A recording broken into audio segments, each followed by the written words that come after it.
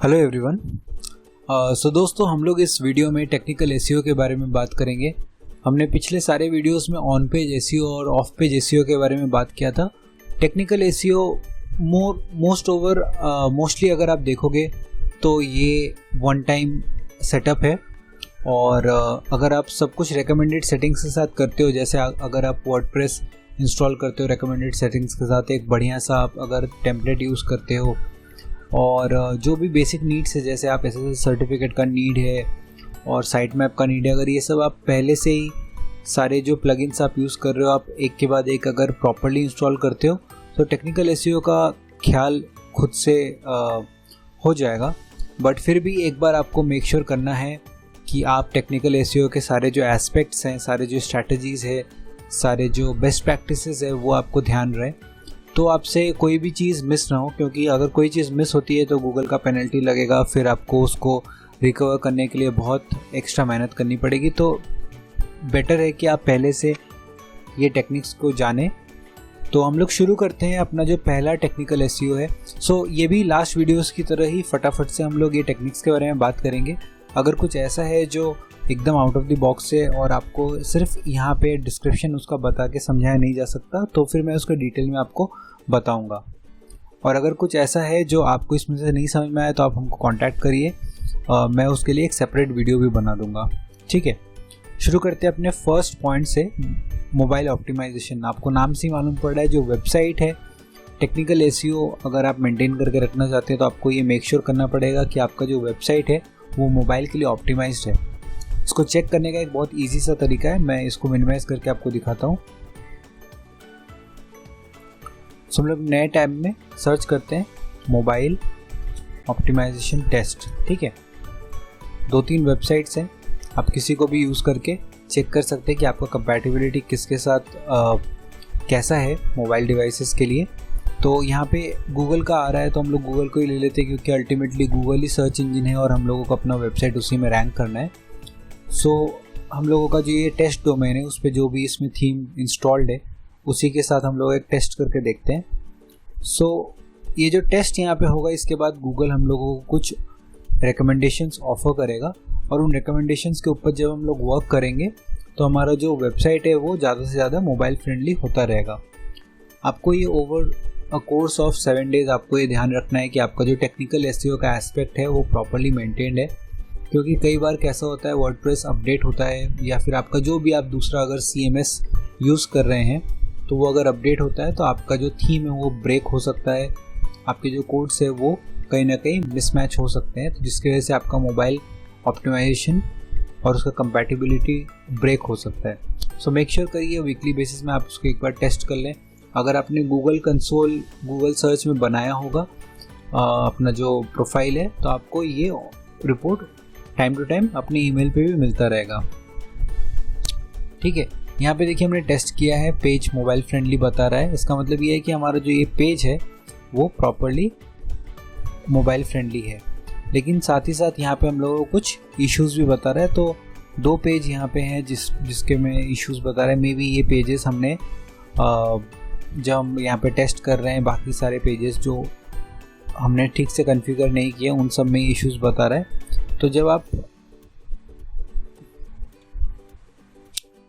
इन issues को आप rectify कर देंगे तो ये आपका पेज लोड का आपका जो एरर्स आ रहा है ये यहाँ से रिमूव हो जाएगा। अब ओवरऑल आपको ये ध्यान देना है कि आप एक बढ़िया सा थीम यूज़ करें, क्योंकि थीम में ही 99% आपका जो थीम रहेगा वो मोबाइल फ्रेंडली ही रहता है। अगर आप एक अच्छे ऑथर का थीम यूज़ कर रहे हैं या फिर वर्डप्रेस में से कोई एक बढ़िया सा थीम ले रहे हैं तो थीम का कैपेबिलिटी आपके डायरेक्टली आपका एसईओ टेक्निकल एसईओ में मोबाइल ऑप्टिमाइजेशन के स्कोर को इम्पैक्ट करेगा। वो आप ध्यान रखिए कि आप कैसा थीम ले रहे हैं, क्योंकि आप ऐसा भी हो सकता है कि आप सारे पार्ट्स को खुद से मॉडिफाई न कर सकें। ठीक है, नेक्स्ट में हम लोग मूव करते हैं XML साइट मैप्स। तो आपके वेबसाइट में कहाँ पे क्या है ये चीज़ आपका जो साइट मैप है, आपका जो इंडेक्स है, उसी के थ्रू आप बता सकोगे। अगर छोटा वेबसाइट है फिर तो गूगल ऑटोमेटिकली पूरा का पूरा जो आपका वेबसाइट है वो आपको एक ही बार में स्क्रॉल कर लेगा और ओवर द टाइम उसको करता रहेगा। बट XML साइट मैप होना बहुत ज़रूरी है। XML का साइट मैप अगर आपके वेबसाइट में है तो इसका मतलब ये है कि ओवर द टाइम आप जब नए पेजेस ऐड करेंगे तो आप उसमें मेंशन करके रख सकते हैं, क्योंकि गूगल हर बारी आपके पूरे वेबसाइट को स्क्रॉल और स्कैन करके नए पेजेस नहीं ढूंढेगा।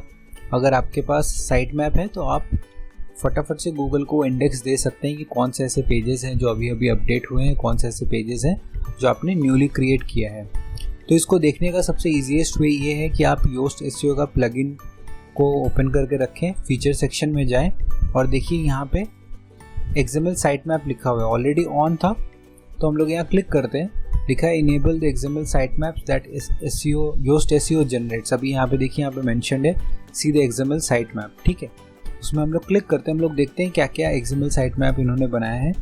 देखिए हमारा पूरे जो वेबसाइट था, दो ये डेमो वेबसाइट था बट यहाँ पे पूरी वेबसाइट का उन्होंने साइट मैप बना लिया है। पेज साइट मैप यहाँ पे बनाया है।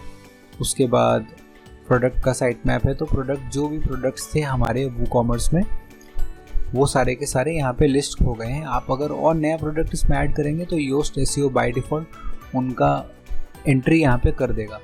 सो जब गूगल यहाँ पे आता है तो सबसे पहले वो प्रोडक्ट साइट मैप देखता है, आपका जो साइट मैप .xml होता है वो इसमें देखता है और उसके बाद वो उसी हिसाब से नए नए चीज़ों को जो आपने नया नया डाला है उसी हिसाब से उनको लिस्ट कर लेता है अपने सर्च इंजन में, राइट। नेक्स्ट चलते हैं हम लोग, बूस्ट योर वेबसाइट स्पीड। ये आपके वेबसाइट के लिए तो ऑब्वियसली बहुत ज़्यादा ज़रूरी है, आपको तो इसके बारे में ऑलरेडी मालूम होना चाहिए। सबसे पहला तो ये इम्पॉर्टेंट पॉइंट है कि अगर आपका वेबसाइट का स्कोर अच्छा नहीं होगा तो लोग आपके वेबसाइट पे आएंगे कैसे, और वो बाउंस ऑफ हो जाएंगे, क्योंकि सर्च इंजन पे टॉप रिजल्ट पे आने का ये भी एक मतलब है कि आपका जो वेबसाइट है वो टॉप नॉच स्पीड में चलता है। क्योंकि लोग नॉर्मली अगर आप देखोगे किस तरह से लोग सर्च करते हैं, वो मल्टीपल वेबसाइट्स को एक साथ खोलते हैं और उसके हिसाब से वो रिव्यू करते हैं। तो अगर आपका वेबसाइट बहुत स्लो ओपन होगा तो आपका जो स्कोर है टेक्निकल एसईओ में वो आपका स्कोर हार्म होगा, ठीक है। ये सारी चीज़ें गूगल एल्गोरिदम ऑटोमेटिकली टेस्ट करता है, तो आपको मेक श्योर करना पड़ेगा कि आप इन सब चीज़ों का स्टार्टिंग से ख्याल रखें।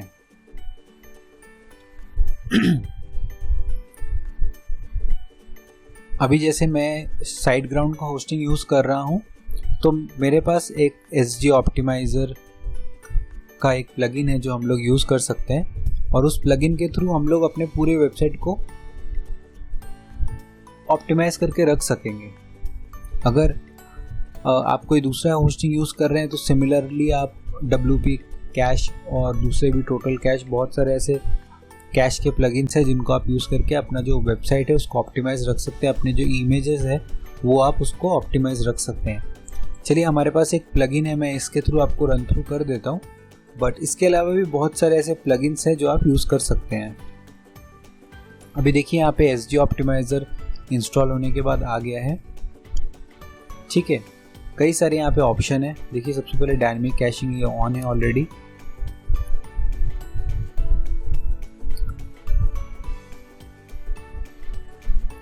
फिर हम लोग ऑलरेडी HTTPS यूज़ कर रहे हैं, बट इन केस आपके वेबसाइट में कहीं ऐसा कुछ ऐसे फाइल्स है जो इनसिक्योर कंटेंट है, उसको आपको अगर पुश करना है कि वो HTTPS ही यूज़ हो तो आप यहाँ पे टिक कर सकते हैं। अगर आप यहाँ पे देखेंगे तो मैंने ऑलरेडी यहाँ पे लिखा हुआ है कि इंस्टॉल SSL सर्टिफिकेट, क्योंकि ये बहुत ज़्यादा ज़रूरी है और ये भी एक ऐसा परसेंटेज है अराउंड 8 to 10% जो इम्पैक्ट करता है आपके SEO स्कोर को। तो SSL सर्टिफिकेट इंस्टॉल होना ज़रूरी है और इंस्टॉल होने के साथ साथ उसको एनफोर्स करना ज़रूरी है। तो अगर एनफोर्स नहीं है तो आप उसको यहाँ से इस प्लगइन से कर सकते हैं। और भी ऐसे प्लगइन्स हैं जिनको आप पुश कर सकते हैं कि वेबसाइट कभी भी HTTP में नहीं चलेगा और आप उसको बाय डिफ़ॉल्ट HTTPS में चलाना चाहते हैं, ठीक है। फ्रंट एंड ऑप्टिमाइजेशन क्लिक करते हैं। बहुत सारे ऐसे मिनीफाई, यानी कि हम लोग उसको कंप्रेस करके एक सिंगल फाइल ऑप्टिमाइज़र हमारा बना देगा। इससे हम लोग अलग अलग फाइल को कॉल ना देके उस एक सिंगल फाइल जहाँ पे सारे के सारे कोड्स को हमने एक ही में बंचअप कर दिया है, उसके वजह से हम लोगों का साइट का स्पीड और ज़्यादा बढ़ जाता है। तो आप चाहते हैं तो मिनीफाई HTML, जितने टाइप के कोड्स हैं, चाहे वो HTML हो, जावास्क्रिप्ट हो, देखिए यहाँ पे मिनीफाई ये छोटा करना है और ये कंबाइन, एक ही में कंबाइन करने के लिए। तो आप इसको अलग अलग टिक कर सकते हैं। जस्ट इन केस आपका जो वेबसाइट है वो ब्रेक होता है या नहीं चलता है, तो आप JS को ऑफ करके रख सकते हैं और रेंडर ब्लॉकिंग JS, ये दोनों ऑप्शन को आप ऑफ रख सकते हैं। बाकी को अगर आप ऑन रखेंगे तो आपका जो वेबसाइट है वो टॉप नॉच स्पीड में चलेगा। नेक्स्ट इस प्लगइन में आप इमेजेस वगैरह भी ऑप्टिमाइज करके रख सकते हैं, वो भी आपके SEO स्कोर के लिए बहुत ज़्यादा ज़रूरी है।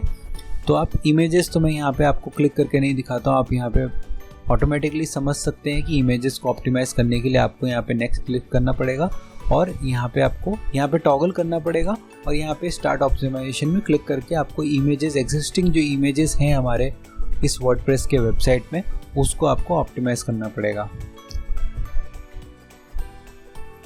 राइट, चलते हैं अपने प्रेजेंटेशन की तरफ।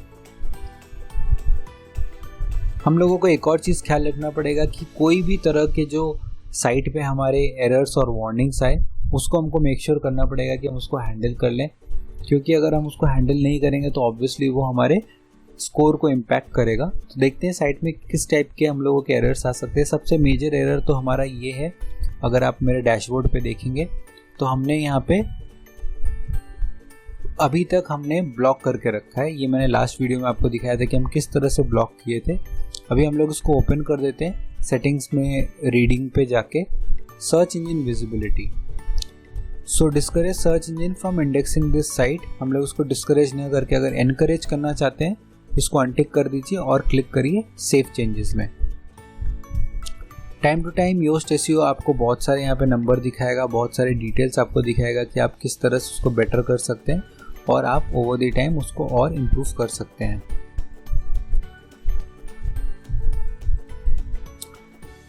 बाकी जो हमारे पॉइंट है वो हम लोग नेक्स्ट वीडियो में देखते हैं। इस वीडियो में इतना ही। Thank you so much.